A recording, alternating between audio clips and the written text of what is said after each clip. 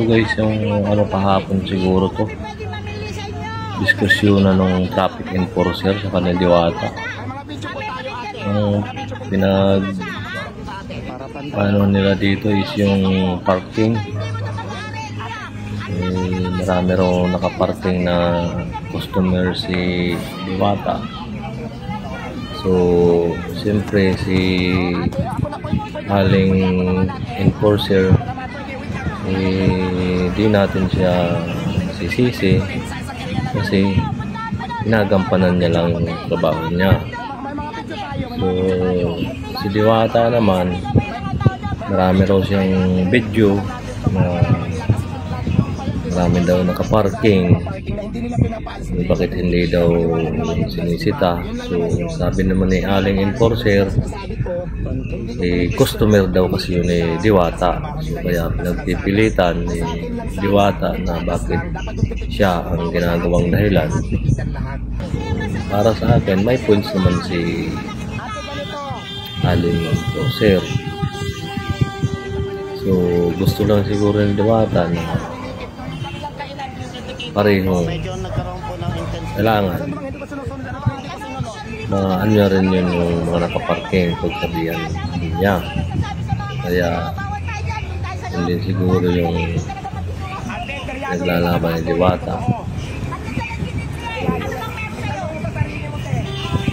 Tingnan natin kung saan naabot yung pinaglalaban ni Diwata.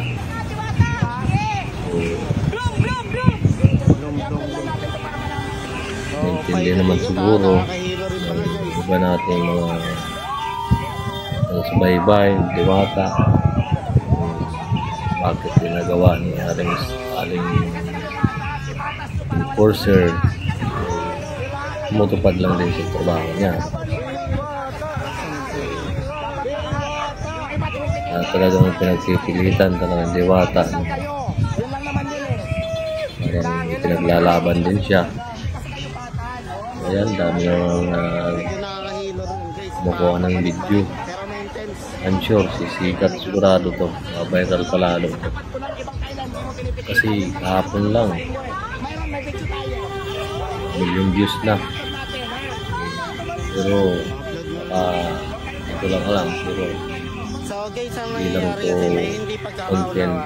So ang sinasabi nila ate na mga pink, seryoso si aling hindi naman questionable kay Diwata yun. enforcer na sitahin si Diwata. Ibig sabihin dito, titikitan doon sa kapila. Mas maganda niyan Kasi may mga part daw na hindi idaan sa tamang proseso kung sino yung tama, sino yung mali, hindi nasasagot na maayos. para maliwanagan lahat. Agree naman si Sa akin, Diwata na bawal pong mag-parking dito. panoorin natin yan. Question niya lang, bawal po, ay dapat kung may huli dito, dapat may huli din doon. Talagang totoong pinagsimulan ng diskusyonan. So ito yung binabanggit ni Diwata na pwedeng pumarking. maraming nakaparking sa gilid. Kaya kainan yan ha. Kita ko parang hindi naman mismo dun sa Hindi talaga patas. pwesan niya. Oo, tinatiming talaga nila na kainan. Siguro naman makikita Kaya nyo na kung siguro ang pinaglalaban ni Diwata. So yun lang naman kung bakit ako nag-iingay. Hindi ko question yung pagtitikit nila. Ang Mapakali. tinatanong ko lang lagi, bakit dito lang sa tapat lagi ni Diwata ang Talagang hinuhuli nila. haba.